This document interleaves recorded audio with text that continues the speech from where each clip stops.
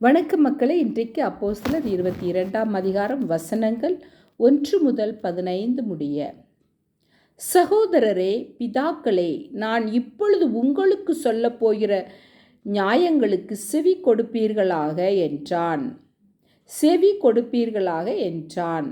அவன் எபிரேய பாஷையிலே தங்களுடனே பேசுகிறதை அவர்கள் கேட்டபொழுது அதிக அமைதலாயிருந்தார்கள். அப்பொழுது அவன், நான் யூதன், சிலிசியா நாட்டிலுள்ள தர்சு பட்டணத்திலே பிறந்து இந்த நகரத்திலே கமாலியேலின் பாதத்தருகே வளர்ந்து முன்னோர்களுடைய வேத பிரமாணத்தின்படியே திட்டமாய் போதிக்கப்பட்டு இன்றைய தினம் நீங்கள் எல்லாரும் தேவனை குறித்து வைராக்கியமுள்ளவர்களாய் இருக்கிறது போல நானும் வைராக்கியமுள்ளவனாய் இருந்தேன்.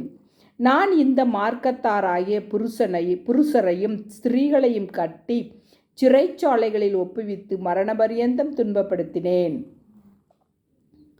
அதற்கு பிரதான ஆசாரியரும் மூப்பர் யாவரும் சாட்சி கொடுப்பார்கள். அவர்கள் கையிலே நான் சகோதரருக்கு நிருபங்களை வாங்கி கொண்டு தமஸ்குவில் இருக்கிறவர்களும் தண்டிக்கப்படும்படிக்கு அவர்களை கட்டி எருசலேமுக்கு கொண்டு வரும்படி அவ்விடத்திற்கு போனேன்.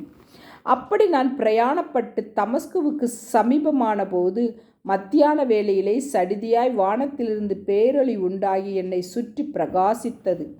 நான் தரையிலே விழுந்தேன். அப்பொழுது, சவுலே, சவுலே, நீ என்னை ஏன் துன்பப்படுத்துகிறாய் என்று என்னுடனே சொல்லுகிற ஒரு சத்தத்தை கேட்டேன்.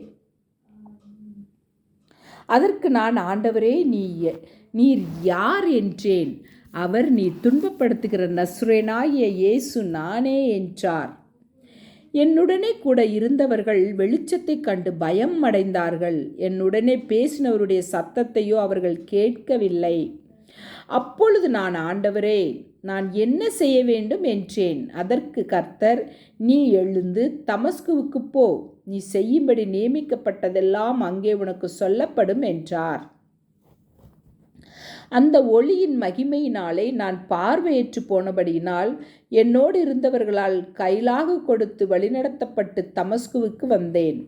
அப்பொழுது வேத பிரமாணத்தின்படியே பக்தி உள்ளவனும் அங்கே குடியிருக்கிற சகல யூதராலும் நல்லவன் என்று சாட்சி பெற்றவனுமாகிய அனனியா என்னும் ஒருவன் என்னிடத்தில்